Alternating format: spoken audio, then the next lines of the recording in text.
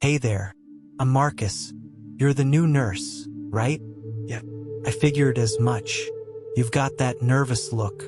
It's perfectly normal. Everyone gets it on their first day here. I'll give you the full tour in a minute, but first, let me tell you my story. It'll help you understand why we do what we do here. I was one of those kids whose parents had their whole life mapped out before I could even tie my shoes. You know the type. Honor roll, science Olympiad medals, AP textbooks stacked to the ceiling. My mom was a biochemistry professor. My dad ran a medical practice. They never said it out loud, but I could see it in their eyes. Whenever they talked about Dr. Marcus Chin, that was supposed to be me someday. Truth is, I didn't mind it much. I loved learning how things worked. Biology fascinated me. The way cells divided, how organs functioned, the intricate dance of chemical reactions in our bodies. Physics felt like solving cosmic puzzles. I dreamed of finding cures, maybe working in infectious disease research, perhaps even becoming a surgeon. And when the pressure got to me, I just kept pushing forward. That's what you do when your parents work double shifts and eat ramen for months to pay for your MCAT prep. College was a whirlwind. Organic chemistry labs, late-night study sessions, way too much caffeine. I wasn't the brightest in my class, but I was the one who never gave up. You'd find me, passed out over my anatomy textbook at 3 a.m. in the medical library, highlighter still in hand. I made it through pre-med, then medical school, aced my boards, completed rotations in hospitals that reeked of antiseptic and burnt coffee. I was living the dream, you know? The dream everyone said was worth chasing. But surrounded by all those other med students, hunched over their laptops like drones, I started wondering, is this really it? That's when I discovered Blackwood Manor. It wasn't part of any official program. I stumbled onto it during a community outreach weekend. I was supposed to volunteer at a rural clinic. Got lost, somewhere between Cedar Falls and the middle of nowhere. No cell service. GPS? Completely dead.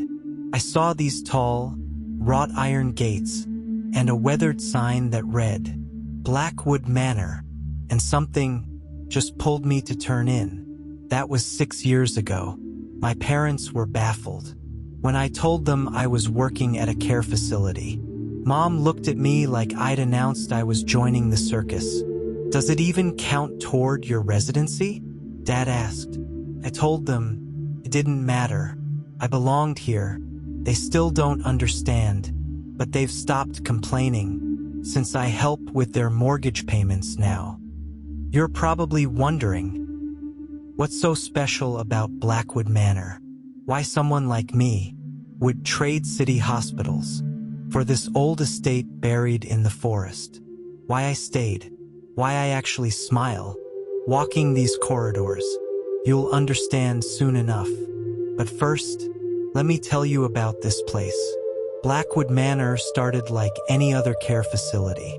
Cream-colored walls, elevator music, endless hallways that made your joints ache. Just looking at them, you know the type. Smelled like soup, hand sanitizer, and carpeting that had absorbed a century's worth of accidents. Nothing remarkable, just another quiet building where elderly folks went to slow down and fade away. Then Mrs. Blackwood made a bargain with a demon. This was before I arrived, but I still remember hearing about it for the first time. I was in the break room, back when we still had that ancient coffee machine that burned everything. Elena, the night shift supervisor, was peeling an apple with her little paring knife. She didn't look at me when she spoke. Mrs. Blackwood didn't always look like that, you know? I glanced up from my sandwich. Look like what? She just smiled. A weary smile. Well, Keep working here long enough. You'll see. And I did. I first encountered her 3 weeks in. It was early morning, maybe 5:30 a.m. I was doing inventory in the south corridor, the one where the floorboards sag, like a ship's deck. She came around the corner slowly, dragging her left leg. Her walking stick tapped, once every 4th step. She moved like the hallway was too small for her presence, though she barely filled any space at all. The scent hit me first. Sage smoke, faint but piercing. Underneath it, the smell of something charred and bitter, like someone had burned ancient parchment and tried to hide the ashes in their coat. She nodded politely as she passed, but I couldn't move, not immediately, because where her eyes should have been, there was nothing, just smooth, pale skin, no sockets, no lids, no scars, like someone had decided she no longer needed them and erased them completely, like wiping chalk from a board. She didn't pause, didn't speak, just vanished into the shadowy end of the corridor, her walking stick echoing, like a metronome, winding down. Later I asked around. Nobody gave me the complete story, not all at once. I had to piece it together, fragment by fragment, a whispered comment here, a cautious warning there, but it always circled back to the same place, Salem. Apparently, years ago, Mrs. Blackwood packed a single suitcase, locked the front doors, and drove north. Didn't explain why, didn't leave any instructions. She was gone for exactly 21 days. When she returned, the staff found her, standing outside the main gate. At sunrise, her shoes were caked with graveyard dirt. Her hands wouldn't stop trembling. She never spoke of what happened. From that day forward, she walked with a limp. She stopped speaking in complete sentences, and she never closed her eyes. The building changed with her. Lights flickered constantly, like the wiring was exhausted. The walls felt heavier. Rooms stayed frigid, no matter how high you cranked the heat. And then came the residents. They didn't call ahead. They didn't fill out applications. Some arrived in the back of silent black vehicles. Others simply walked in, carrying ancient trunks, dressed like they'd stepped out of different centuries. One showed up wearing a coat, made of raven feathers, and mother-of-pearl buttons. Nobody ever questioned where they came from. Nobody needed to. Mrs. Blackwood welcomed them. She'd stand by the entrance, nod once, and they'd pass through, like she'd been expecting them. For decades, some stayed a few months, others much longer. A few never left their rooms at all, and the staff adapted. Quietly, carefully, we stopped wondering why room 7 only opens from the inside, even though it was built like every other door in the building. We learned that you don't serve anything to room 15 unless it's vegetable broth with sea salt, and you knock 3 times on room 6 door, then take 2 steps back. Always step back. Nobody ever used the term creatures, but sometimes you don't need to, because eventually you realize this place isn't just a care facility. It's a sanctuary, a liminal space between existence and whatever comes after, for beings who stayed hidden long enough to grow ancient. And it's our responsibility to care for them. So, welcome to Blackwood Manor for Ancient Souls. We have some guidelines. Rule 1. Only clean the crystal after the shapeshifters sleep. No exceptions. Now, I know what you're thinking. Clean the crystal? I signed up to distribute medications, maybe mop some floors. I didn't come here to polish gemstones, like some mystical housekeeper. Trust me, I understand. But here, we all contribute. Blackwood Manor is perpetually understaffed. Always has been. The chef has arthritis in both hands. The maintenance worker won't touch anything that glows. Don't ask why. The point is, when it comes to tasks, nobody else wants to handle. Sometimes they fall to whoever's available. And that includes crystal maintenance. You'll find the collection in the locked cabinet beside the kitchen entrance. Dark mahogany, bronze fittings, heavy piece, with a combination lock. The code is 1127. You'll forget it. That's normal. Someone will remind you. We always do. Now, the crystals. Yes, genuine crystals. Not glass, not synthetic. The orbs and prisms gleam like captured starlight when they're properly maintained, and they must be pristine. The seers won't work with clouded stones. They claim it disrupts the energy flow, something about interference from human auras. I don't question it. You won't either. Not after you've seen what happens when a vision goes wrong during dinner service. We had an incident with the soup once. Let's just say, nobody orders the mushroom bisque anymore. But here's the crucial part, and this is non-negotiable. You cannot, under any circumstances, clean the crystals while the shapeshifters are awake. I'm serious. They detest crystal light. I don't mean they dislike it. I mean they hate it. The way you hate nails on a chalkboard, except for them, is physically painful. It burns. If you bring polished crystals into the West Lounge while they're having their evening social hour, you might as well throw hot coals at their feet. And usually, they won't growl. They won't hiss. They'll just grab whatever's nearby, a serving tray, a chair leg, a dull butter knife, and drive it into your shoulder like they're staking a tent. That's what happened to Kevin. Nice guy. Didn't last long. About their bedtime schedule, the shapeshifters live in the West Wing, past the double doors, with the tarnished silver handles. Their rooms are near the laundry chute. They molt constantly. They take dinner around 7:30, raw fish mostly, sometimes chicken. Then they retreat to their rooms, listen to old radio programs, and by 9 o'clock, they're usually unconscious. Don't take risks though. Wait until 9:45 to be safe. You'll know they're asleep when the corridor lights stop humming. You'll hear their beds settle, one after another. The sound travels down the hall, like dominoes, falling in slow motion. Then it's safe to open the cabinet. Take your time with the cleaning. Use the silk cloth, not the cotton. Cotton leaves scratches. Sit by the east window in the main hall. Keep the tray balanced on your knees. Don't spread out.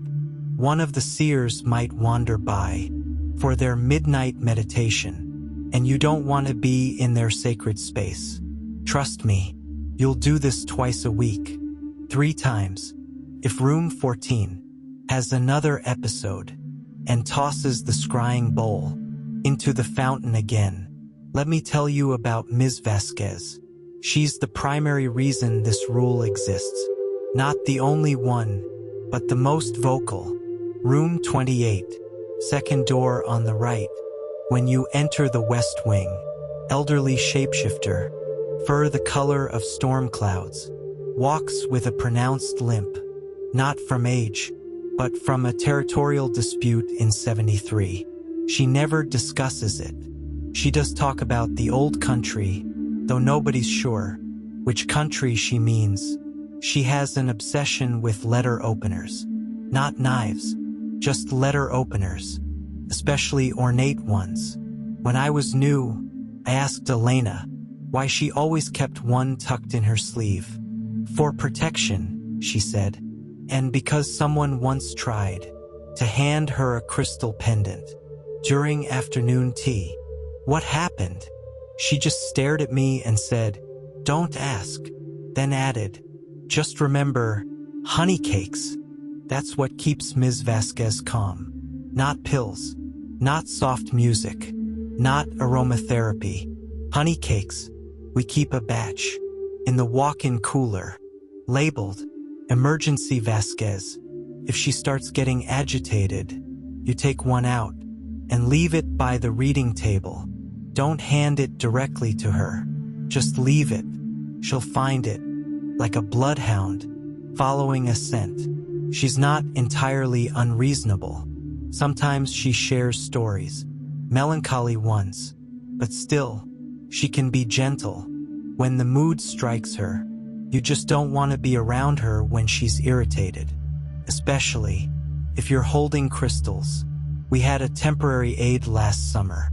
Jake, he thought the rules were more like suggestions. You know the type. One evening, he decided to get ahead on crystal cleaning. Said he had a date after his shift. Wouldn't listen when we warned him. Went into the west sitting room. At 9:15, Ms. Vasquez caught the glint of a polished amethyst from the hallway. Didn't say a word, just walked up behind him and stabbed him in the shoulder blade with a silver letter opener. The cleaning cloth will darken after the fourth crystal. That's normal. You'll smell the polish residue for hours afterward. It clings to your skin, no matter how many times you wash. Use the deep basin, not the kitchen sink. That drain clogs when you run warm water too long. You'll hear movement sometimes. You'll want to investigate. Don't. It's usually the janitor or something mimicking him. Either way, keep your head down.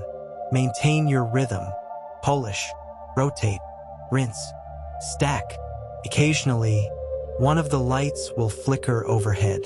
Just enough to remind you, this place doesn't run solely on electricity. The main hall clock runs slow by about 6 minutes. So finish your work before it shows 10:30. Stack the cleaned crystals in the velvet-lined box, not the wooden one. The wooden box is for stones used during midnight rituals, and you don't want to handle those. When you're finished, wipe down the workspace. Put the cloth in the silver basin, under the counter, and when you pass room 28, on your way back, tread lightly. If you hear something shift behind the door, just keep walking. Nobody's monitoring how well you follow the rules, but they'll know if you don't. So remember the first rule: only clean the crystal after the shapeshifters sleep. Rule 2. If you hear whimpering from the air ducts, leave chocolate by the grate. I know how that sounds. I remember my first reaction when I heard it. I thought Elena was hazing the new guy. She has a mischievous side sometimes, likes to see how gullible people can be. So when she handed me a crumpled bag of dark chocolate truffles and said, "Keep these handy, they're for the duct phantom," I assumed she was pulling my leg. Then I heard the whimpering. It came from somewhere deep behind the north wing, in the ventilation system, just above the long corridor with the emergency exit that's been painted shut. It sounded like a child sobbing underwater. Soft, broken, heart-wrenching whimpers, too consistent to be pipes settling, and too human to be vermin. That's Sophia. She used to be a phantom, a real one, back when such things roamed freely. Flowing gown, ethereal voice, eyes like moonbeams, the whole package. She had the wail, the floating, the translucent appearance that made grown men weep. You know the archetype. She was bound to some old estate, maybe Victorian, maybe Georgian, depending on who's telling the story. They say she was supposed to be one of the powerful ones, the mourners, but something went wrong. Apparently, she got attached to someone or something she shouldn't have. Maybe a living child, maybe a dying pet. Either way, the connection corrupted her, didn't destroy her, but left her half corporeal. and not in a good way. She got trapped between states. Her form is too unstable now. Her emotions, too raw. She can't manifest properly anymore. So mostly, she hides. She lives in the ductwork, between the vents and the insulation. She doesn't like people seeing her like this. Says it's undignified. But her throat sounds like it's made of sorrow and longing. Must be from years of crying in the dark, breathing stale air. Every few nights, you'll hear it. Soft, mournful whimpering, echoing through the vents. At first you'll think it's the wind. Then you'll hear the sniffling and quiet words in what might be French. That's when you go to the main intake near the supply room. Kneel down and slide chocolate through the grate slots. If you do it correctly, you'll see a pale, delicate hand emerge from the vent opening, quick and graceful, like a magic trick. It'll take the chocolate from your fingers and disappear. You'll hear tiny wrapper sounds, a long, shuddering sigh, and then silence. That's Sophia. She won't harm you.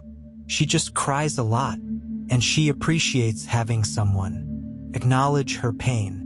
The first time I tried talking to her, she surprised me. I crouched by the vent and said, "Are you all right in there?" There was a pause, then a voice like wind chimes. "Do you have the kind with sea salt, but also with caramel?" "You mean the salted caramel ones?" Yes, those ones." I blinked. "That's very specific." Another pause. "You must go through tons of these, huh?" A soft, ghostly laugh drifted through the vent. "Only on Sundays, and when I remember dancing. That is most days." I smiled a little. "Miss, I have to ask, can you even taste them anymore?" Silence.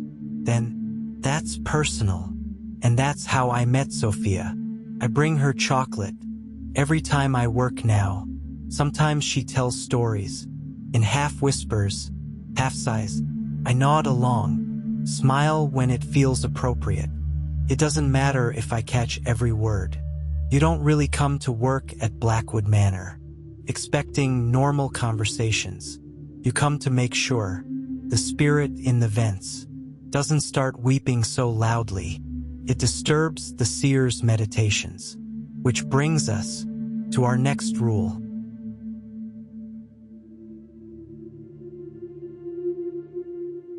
Rule 3. Never accept herbal remedies from the East Wing. Ever. The healers live in the East Wing. You'll recognize it immediately because the floor tiles change. Suddenly, they're deep purple, like bruised amethyst, and they don't match the rest of the flooring. They say the original boards kept warping from moisture, so the healers replaced them with something more resilient. Nobody's investigated further. The East Wing smells like lavender and burning sage. Don't inhale deeply. You'll get lightheaded, like your thoughts are swimming upstream. Everything feels slightly off-kilter. The healers don't really sleep. They meditate. They brew. They chant to themselves, in dialects nobody's deciphered. Their rooms are always humid. The doors are always closed, except when they're not. And if you walk by, and they're ajar, keep moving. They'll offer you remedies. Sometimes they emerge smiling. Sometimes they just extend a small vial, filled with something that glows softly. It won't look harmful. Might smell like mint, or roses, or fresh rain. That's the danger. You take it, and maybe you wake up with temporary telepathic abilities. Maybe your fingernails grow 3 inches overnight. Maybe you lose something intangible, like your sense of direction, or your ability to remember faces, or worse, your capacity for dreamless sleep. And maybe you won't realize what you've lost until weeks later, when it's too late to ask for it back. The healers don't do this maliciously. It's not vindictive. They're just experimenting. And that's more terrifying. Elena's the only one they trust. She's been here longer than anyone except Mrs. Blackwood. She tries their remedies, and they don't affect her negatively. They call her wise sister friend, which sounds odd, but she seems comfortable with it. Sometimes they create little gifts for her, bottles of glowing moths, bread that changes flavor as you chew. She keeps everything on a shelf. In the medical office, she tells me their remedies, when they're not testing, are genuinely miraculous. I wouldn't know. I've never touched them, and neither should you, even if they're smiling, even if they call you dear, even if they're holding a beautiful little bottle that smells like your childhood memories. Decline. Say you're on medication. Say you're sensitive to herbs. I don't care. Just make something up and keep walking, because once you accept their remedies, you're no longer staff. You're a test subject, and they don't always warn you about side effects. So remember, never ever accept herbal remedies. From the East Wing. Rule 4.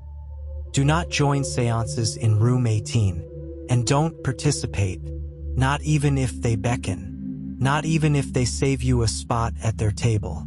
Just say you have documentation to complete and leave. Room 18 is at the far end of the central hallway, quiet most hours. Then certain nights, without warning, you'll see candlelight flickering under the door.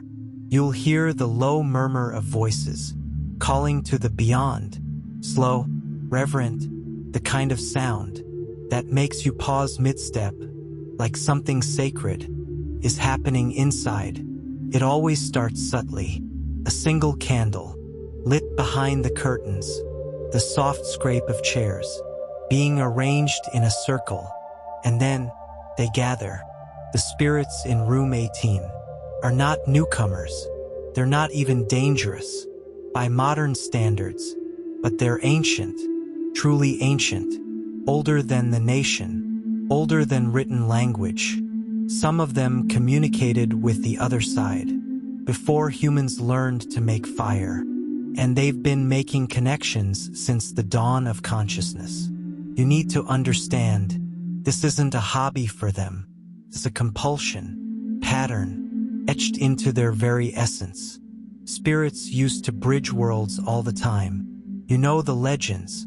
Let me speak through you, and I'll reveal hidden truths. Allow me into your dreams, and I'll show you the future. Open your mind to me, and I'll grant you wisdom beyond your years. It wasn't purely exploitation. It was symbiosis, rules, exchanges, agreements. They made connections, because that's what spirits do. And we, foolish as always, we participated, willingly. Now those days are mostly over, but the spirits, they're still here, and they still reach out. The regulars vary, but some appear often. There's Whisper, the ancient ghost, with silver hair, that moves like water.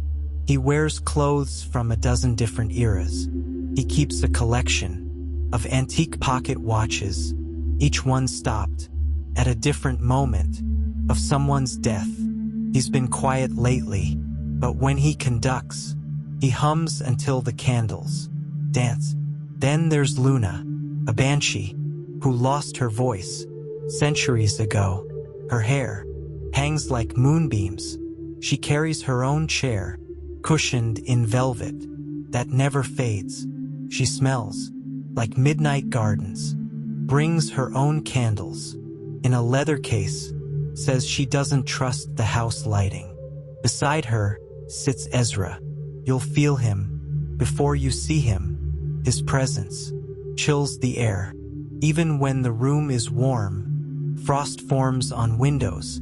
When he concentrates, he died in a blizzard, but he communes with the clarity of someone who remembers crossing over. He places offerings from forgotten civilizations on the table like they're coins from his coat pocket. And then there's Raven, A medium, we think. Nobody's certain. She stares through the veil, like she's watching people who haven't been born yet. She never speaks, unless she's channeling something. The others come and go.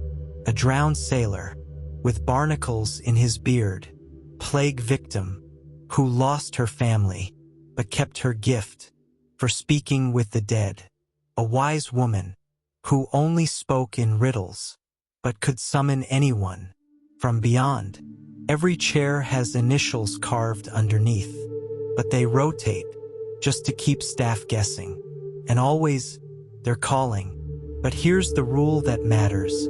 If you're living, you don't have what they need. Not really. They don't want your belongings. They don't want your money, not even what's in your pockets. If they invite you to sit, they're being courteous. What they actually mean is, are you willing to part with your life force? Because they will ask. You'll be organizing supplies in the hallway, and someone inside will call your name. We have an empty chair, just for one session. They'll sound kind, welcoming, almost normal. But the moment you sit down, they'll examine you like antique dealers, examining fresh merchandise. They'll ask what you're willing to offer as a conduit, and if you laugh it off, they'll laugh with you, but not warmly, because the only thing they accept from the living is what's still flowing through you. A year of your life, a cherished memory, piece of your soul, maybe just a childhood moment, a happy one, if the contact is brief, something they can absorb, hold, spend, across the veil. We had someone once, Patricia, new administrator, fresh from corporate training. They invited her in. She sat. She offered the memory of her wedding day. She came out beaming, said she spoke to her deceased grandmother, said she was given a silver locket with intricate engravings, showed it to me, looked ordinary. Next week, she called in confused, said she couldn't remember getting married. By the end of the month, she'd lost 3 more memories on her own, said the remaining ones felt jealous. She transferred not long after. I asked Elena once why they do it, why it still matters. We were sorting medications. In the supply room, she said, "Oh, it's what they've always done. Spirits make connections. We offer. They facilitate. That's the nature of it. But we're not offering anymore," I said. She gave me a look. Are we not? Every time one of us gets curious, every time we linger too long by that door. And she was right. That's the problem. They don't need to venture out anymore. They just wait, conduct their seances, and sometimes we're foolish enough to join in. It's not that they're malevolent. Not exactly. They're just accustomed to it. Accustomed to making exchanges, facilitating contact, sitting in circles, waiting for a nod and an offering. Doesn't matter that they're elderly now. Doesn't matter that they're in a care facility. The channeling part never fades. And that's why you never approach room 18. When the seance is active, don't interrupt. Don't joke. Don't participate. Because they've been doing this longer than your family tree goes back. And the only rule they still follow is the same one they always did. If you come to the circle, you better be ready to leave something behind. Rule 5. Never enter room 44. Never. Room 44 is at the end of the corridor on the 4th floor. You'll know it immediately. The door is painted black. Not glossy black like piano keys or formal wear, but matte, lightless, almost like it absorbs illumination rather than reflecting it. The hallway approaching it stretches longer than the others, and none of the staff venture up there unless absolutely necessary. The room number is engraved directly into the wood, centered perfectly. elegant script etched deep into the door.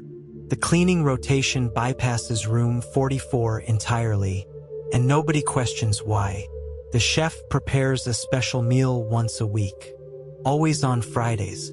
It's children's food on a silver tray, animal crackers, apple juice, string cheese, nothing sophisticated.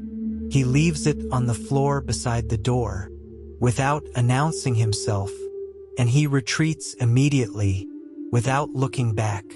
I've never seen anyone open that door, and neither has anyone else on staff. Only Mrs. Blackwood knows what resides inside. She's the one who brought the occupant here. There was no intake process, no family consultation, no medical records. One day the room was vacant. The next it had a number, and a weekly delivery of children's snacks. People whisper, even when they shouldn't. And over the years, the story crystallized into something terrifying. The thing behind that black door is the child snatcher. Not a child snatcher, the child snatcher. The one you were warned about as a kid, when your parents gripped your hand too tightly in crowded places.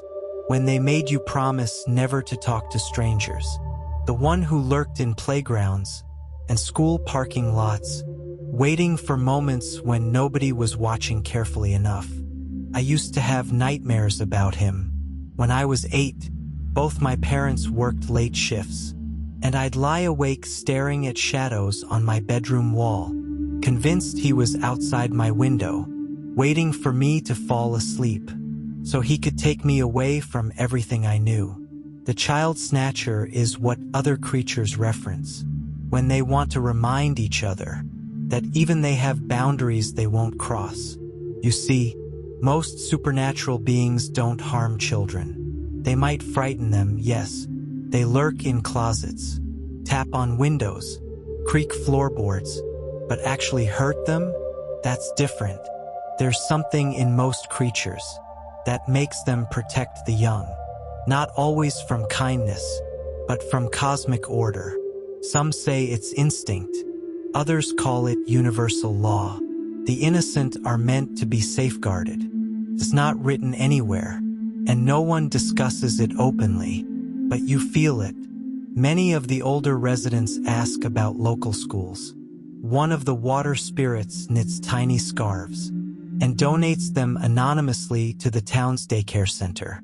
The ones who've existed long enough don't want to cause suffering to anyone, not to anyone who hasn't had the chance to truly live yet. Everyone else is fair game. But the child snatcher never respected that boundary. He harmed innocents, not to teach them, not to protect them, not even for survival. He did it because it brought him joy. He took them from playgrounds, while their parents chatted, from bedrooms, while families slept, from sidewalks, while neighbors looked away. He crawled out of storm drains, out of abandoned buildings that should have been demolished, and snatched them before they could even scream. He didn't just take them. He consumed their innocence entirely. Dozens, possibly hundreds. Communities would try to cover it up. Families would deny it happened. But too many children disappeared for it to be ignored forever. Eventually, the stories stopped being news and became cautionary tales. The numbers became too vast to comprehend. They dissolved into statistics, into urban legends, into something everyone remembered fearing, but didn't believe had ever truly existed. But he was real, and now he's here. Mrs. Blackwood won't say where she found him, or why she brought him to Blackwood Manor. Maybe she thought he was too dangerous to remain free. Maybe she believed he was too old to continue. Or maybe it was part of the bargain she made up in Salem, the kind that transformed this place forever. Whatever her reasoning, room 44 is his prison now. The other residents don't acknowledge him. I've inquired carefully once or twice. Luna, the voiceless banshee, who glares at anyone who forgets to light her preferred candles, once looked up from her embroidery and said, "There's darkness, and then there's him." She didn't elaborate. No one ever does. So you don't approach that door. You don't touch it. You don't even look at it too long when you're walking past. Don't joke about it. Don't ask Mrs. Blackwood what's inside. And you certainly don't wonder what he looks like. Because the only person who knows is the woman who brought him here. And she's not sharing. We don't know what's behind that door. We only know we should never find out. And that's everything. Yeah, training's complete. You've survived all the rules, the entire strange, twisted map of this place. And I haven't had to pull you out of the air ducts or patch you up with medical tape. Now you understand what we're dealing with. You know not to clean the crystals until the shapeshifters are unconscious. You know the crying in the walls isn't a rodent.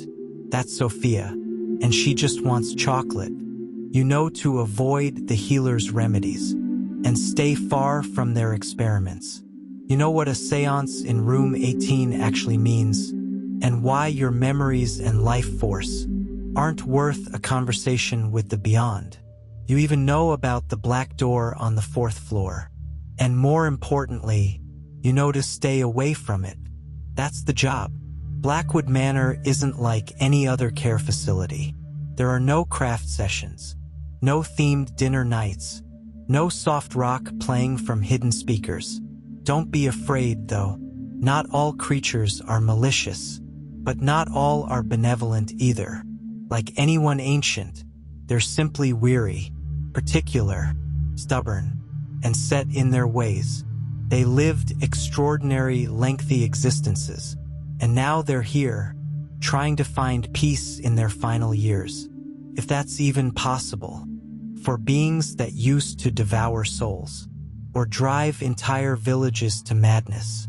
And it's our responsibility to make that peace achievable. You, me, the rest of the staff, Mrs. Blackwood herself in her own mysterious way. All that remains now is your first shift. And hey, look at the time. It's 9:45. That means the shapeshifters are settled for the night. Start simple. Open the crystal cabinet. Remove the tray. Use the silk cloth. Sit by the east window. Breathe steadily. Stay aware. It's straightforward work. Until it isn't. Welcome to Blackwood Manor. Hey, I hope you enjoyed the video. Special thank you to all my listeners. Don't forget to hit the subscribe button to enjoy more stories. And be sure to drop your comments. I'll be looking forward to reading them. See you soon. And thanks for watching.